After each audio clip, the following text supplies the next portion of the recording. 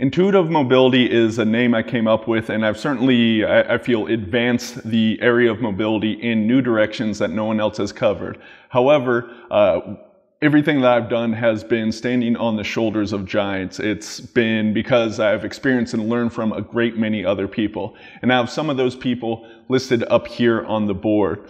As we go along this video series, I certainly will be talking about some of these people a little bit more, but I briefly wanted to go over just some of the ideas and how I got started on mobility and what helped me to progress in this way to ultimately arrive at intuitive mobility, because this is something like 15 years in the making of really learning and experimenting, trial and error, developing this material.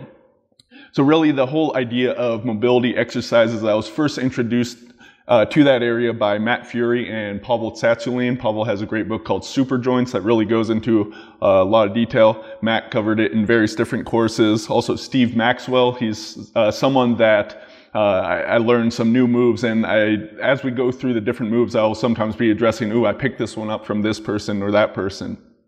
And Steve Maxwell, I remember I was at a seminar where he was teaching along with Pavel, and he was talking about these mobility exercises, specifically some of the stuff he learned from Dr. Eric Cobb. Now, Eric Cobb, he developed the system that is known as Z-Health, which is probably one of the biggest mobility systems and really focusing on that neurologically based mobility that we'll be talking about. And that was a big development because that is where a lot of these different movements came from, at least where I first learned them, and really understanding how the mobility work affects your neurology.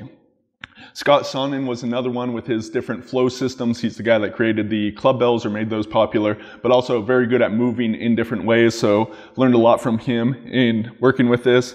Let me skip ahead. Frankie Ferries, he was someone that worked under Dr. Eric Cobb in the Z-Health system for a long time, and then kind of branched out on his own and really worked with what he calls the movement protocol, which is a method of biofeedback training, of really tapping into your intuition.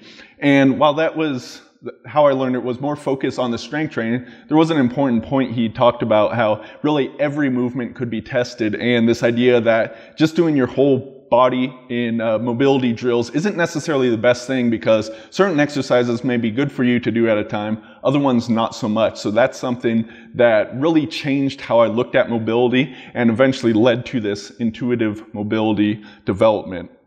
Along with that, Bud Jeffries, he was one of the first ones that talked about using mobility in a new way. He called it myofascial mobility, and we'll be talking about that, where you tap into the muscles and that kind of muscle memory that is there. And he took this idea from massage and applied it into mobility, which certainly helped step this along. Eric Gutman, another big fan of joint mobility, and there was specifically one idea, what I came to call the neural zing, that was very important in the development of this work. And then Ido Portal, if you are familiar with his work, you know that guy moves damn well. So just watching him and seeing some of the stuff that he does definitely opened my eyes to some new ways of moving. So I probably missed a few people, but this absolutely is some of the shoulders of giants that I am standing on for the development of the intuitive mobility.